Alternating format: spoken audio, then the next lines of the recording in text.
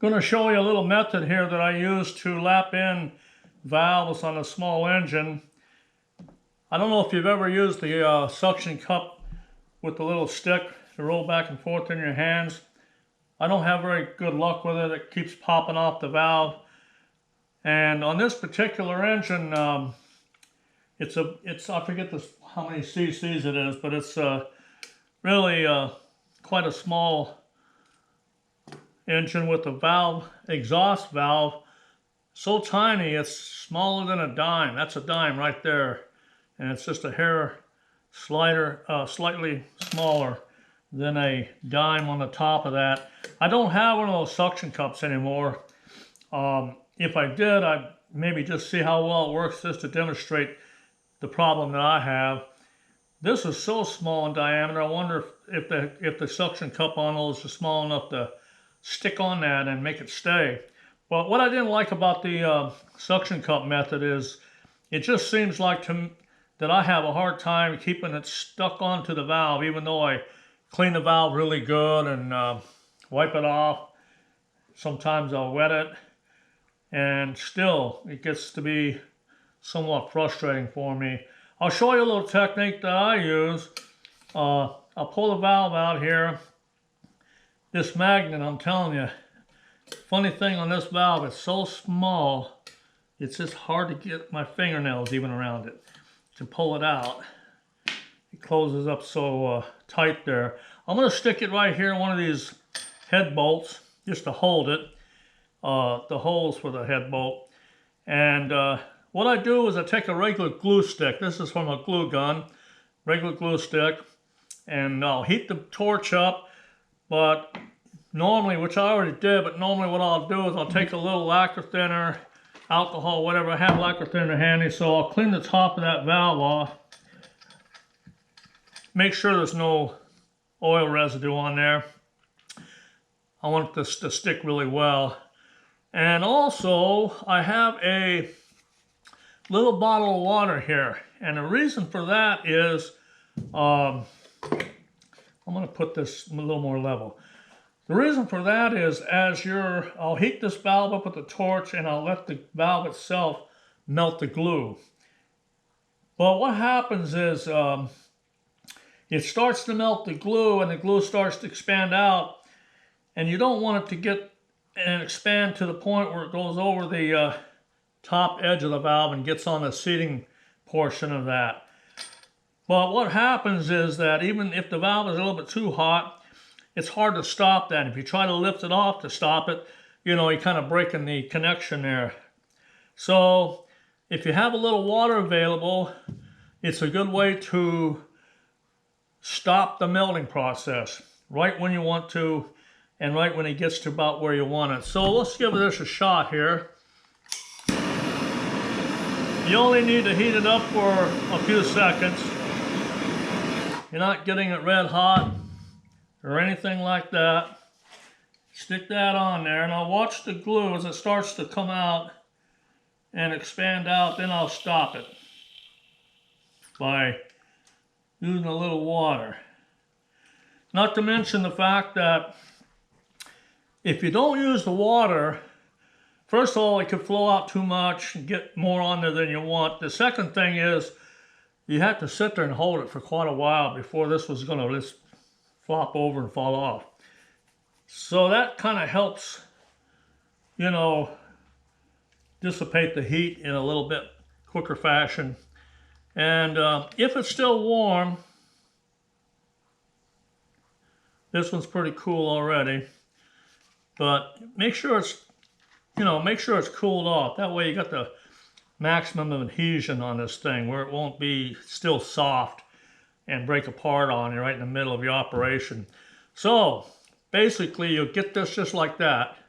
Glue stick on there. It only takes a few seconds to do that.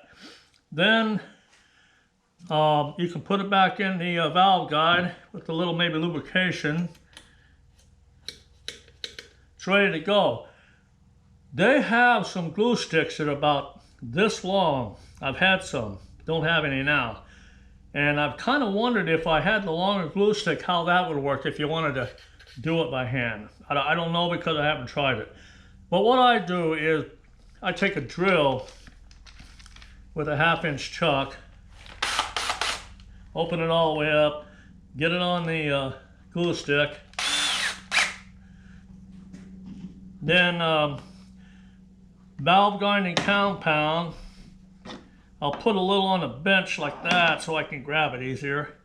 Put it on the seating area of the valve itself, and away you go.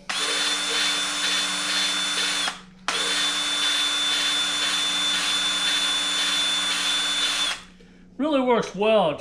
It stays bonded to that valve, easy to control. If you notice, you know, it's so flexible. Look how flexible that is. It doesn't come off. So even if you're not dead on with the drill, it's just like a flexible shaft. And I won't go any further because I already did this prior to my demonstration here. So basically you got the idea. Then when you're done, you can remove that and remove the glue stick, and you're all set to go. This one here is a engine that wouldn't run, didn't have any compression or very low compression. Let me show you how. Look how tight that is. Look how well that stays on there. Now you may have a time where it'll come off on you, but give it another shot, clean the valve up, let it flow out over the top of the valve some, but not too much, and give it a little more surface area to stick to. And it really holds quite well if you notice. But you can also just break it off. Pretty much comes off, you know. See that little ring there? On occasion, the glue stick will come off and leave that other little ring where it flowed out still on there. Not a big deal though. You can just get your fingernail under there, pull it off. The other thing too is you can heat it up if you want. Doesn't take much at all to wipe off any excess if you have any. So I find that I really like this method. I just like the fact that you don't have to have any special tools. Glue gun, of course, and you don't need a glue gun even, just glue sticks. If you don't have a glue gun, you can go purchase glue sticks. They're pretty reasonable. Really quite easy to find at any store. I'm going to show you what I do sometimes. I'll sometimes spray it out with some WD-40 or something along that line just to clean everything out of there.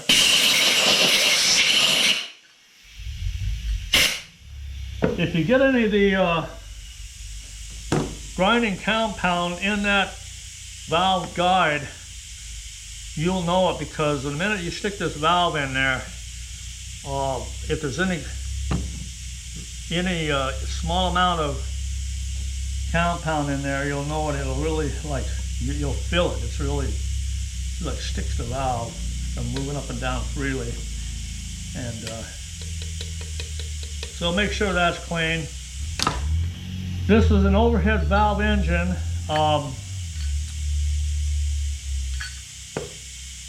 This engine would not start, and what I do when I troubleshoot an engine if that won't run, probably the first thing I do is give it a couple pulls if it's just, you know, somebody just gave it to me, see what's going on. But normally I'll check this. I won't even check the spark the first time. Most of the I would say a big percentage of the time in my what I find is that it's a carburation problem, either fuel problem of one sort or another, either the carburetor, gas line, fuel tank, whatever. So what I do first time is I get little bottles of this with gasoline in them. I got a couple over there. I got one with 2-cycle mixed gas, one with regular. I don't care even whether I use a mixed gas on a 4-cycle engine just to test it out. But I'll pour just a small amount of gas into the intake of the carburetor, give it a pull, and if you got good compression and you've got good spark, it'll fire off just about every time, unless you put too much in there and then it floods it out. And if you think that happened, then you got to pull the plug out, see if it's wet, blow it out, put it back. But normally, you know, if it's a fuel problem, you'll know it right off the bat by just feeding a little. And a lot of time you can actually keep it running by just nursing it with the bottle. And then when you pull the bottle away, if it just dies out and quits running, you know it's not getting fuel, either because of the carburetor or some other problem. So that's what I do. Well, on this one here, it wouldn't run with me priming it like that, and so I did check the spark after that, and it had really good spark. So then I put a compression tester on it, and I only got 60 to 65 PSI. I put a socket and I spun the flywheel with a drill. I got a little heavier duty drill. You could probably do it even a cordless. And so I didn't get any good compression. Now I did an engine this size, same size as this one a while back. I had one I worked on, and I remember I checked the compression on it, and it was 125 PSI, and I thought, wow, that's really good. And that one ran good. This one, tops of 65. So right away I pulled the head off, but before I did, I made sure the valve, you know, the rocker arm assembly here wasn't holding a valve open due to the adjustment being off. And it wasn't. It had the clearances it needed. So then, you know, when I pulled it off, I said, well, it's either the valves or this most likely. And you can usually tell if a head gasket's been leaking. I think you can, at least. Most of the time, seems to me I can. This one I couldn't see any evidence of it at all, of it leaking through the head gasket. It looks like it had a good seal, and the cylinder walls are really smooth. No gouges, no nothing. So, you know, nothing apparent there, at least, that would give a compression problem. The one thing I failed to do was to check the compression after adding some oil into the cylinder, just to, you know, see if that brought it up and how much. So then I thought, well, it's got to be the valves, but the valves didn't look really all that bad. I mean, I couldn't really tell. On the intake valve, it looked like maybe a little, wasn't maybe seating perfectly, but it really kind of surprised me that I didn't notice more of a problem with the valve seating properly. So I went ahead and lapped these bolts in, and so now basically the only thing I got left to do is reassemble it and see if I've improved anything. I don't know if any of you out there ever had a problem with these have a valve release mechanism on them that as it's coming up on its compression stroke, it'll bump the exhaust valve just slightly to relieve some of the compression, so that it, you know, these have so much compression at times that when you go to pull it without the compression release, it's just hard to pull through.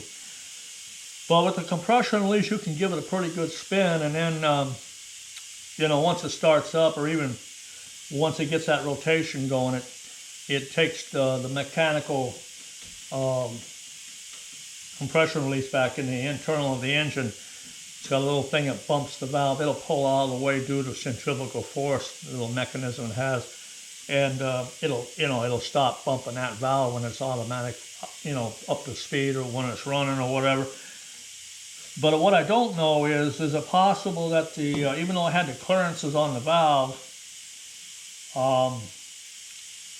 you know, there didn't seem to be, the only thing I thought, you know, if I put this together and it still has no compression, or very weak compression, then I'm wondering, like, is it bumping it all the time?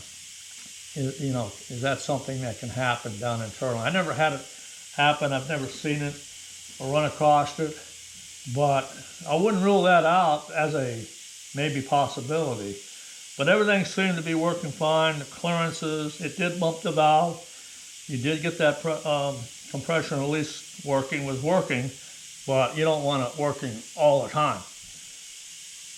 Well, anyway, I thought I'd just share this little glue stick technique that I find to really make lapping these valves. And if you have a flathead engine, you know that there's no way to get to the back side of this valve. Here's the valve stem right there. You can put a rubber tube on this with a drill and go from the back side, but I had the closest thing I could find to fit over that in terms of like a tight, snug rubber tube. It didn't work. It just twisted the rubber when I put it on a drill. But I have done it on another valve, and so that's one method that I came across on another YouTube video that does work. But to be honest with you, I think that I like this better. I don't have to find a special size. This is such a small, I can feel a little grit on that, by the way. So I'm going to clean that off again. And maybe I'll blow this out one more time. I'm just going to squirt some WD right down through the guide. See how that feels. That stuff, if you don't clean it up good,